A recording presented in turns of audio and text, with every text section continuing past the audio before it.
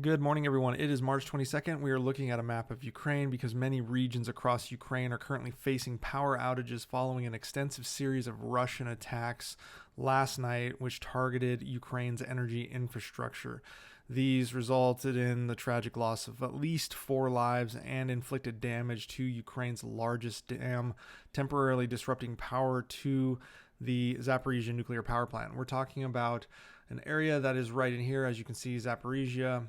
The dam sits right here. This is the location right here outside of Zaporizhia. Now, President Zelensky reported that the offensive comprised 151 drones and missiles. The Ukrainian Air Force reported that they were able to down 92 of the 151 missiles and drones launched by Russia.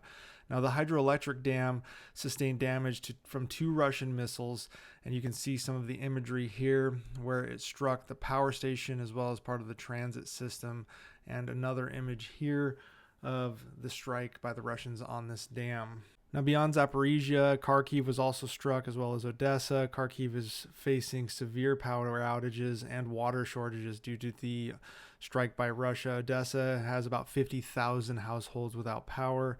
The magnitude of the attack was pretty significant. It is known to be in response to Ukraine striking oil refineries in Russia. However, Ukraine has received emergency support from European Union neighbors, including Poland, Romania, and Slovakia, after they bolstered their resilience in their power grid by integrating their power with the EU back in March of 2022. Now, Russia striking this dam once again shows that they are willing to resort to ecological warfare. You can see as I zoom out that if this dam were actually to be destroyed, and there were several missiles fired at this dam, it's just that they were intercepted. You have Zaporizhia downriver from it with the reservoir behind it. This would have caused massive amounts of damage and problems for Ukraine. And we see that they've done this before, as evidenced back in June of 2023. Russia destroyed the Nova Kakhovka Dam, which is right here, and they did that in an attempt to stop the Ukrainian offensive plans to cut off Crimea back in the summer of last year when Ukraine was launching its offensive operations. Now, we know that Ukraine is striking refineries and Russia's oil and gas infrastructure. But one area I think Ukraine should start to strike is Russia's electrical rail system. 30% of Russia's rail system is electrified, and shutting this down would cripple Russia both in terms of movement of material for war and movement of people in Russia. A significant portion of the Russian population rely on rail, and you could cease their movements without hitting stations like Russia does. You only need to strike things like their substations and feeder stations, which is what generally drives the train system. This would actually reduce the number of casualties you could potentially see in this situation, but also cripple a very significant portion of their transportation infrastructure.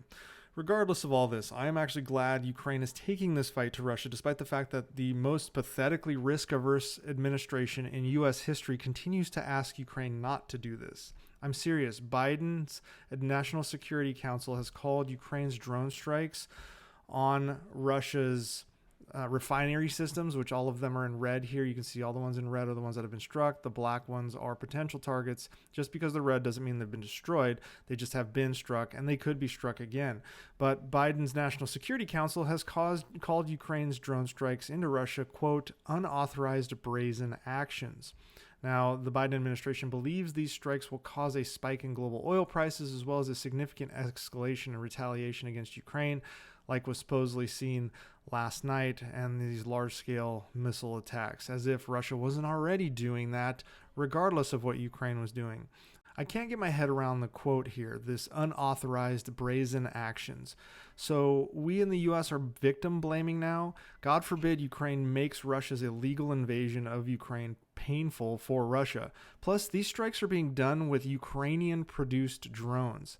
If Russia gets to escalate and strike the entire country of Ukraine with missiles, Ukraine will respond as they choose, and they should be able to. Russia isn't special, and I really don't know where this Biden wishy-washiness has come from, because we came out the gate very strong in the first year, and now we're clearly flagging in our support and our commitment to drive Russia out of Ukraine, which is absolutely necessary to maintain a peaceful world order going forward.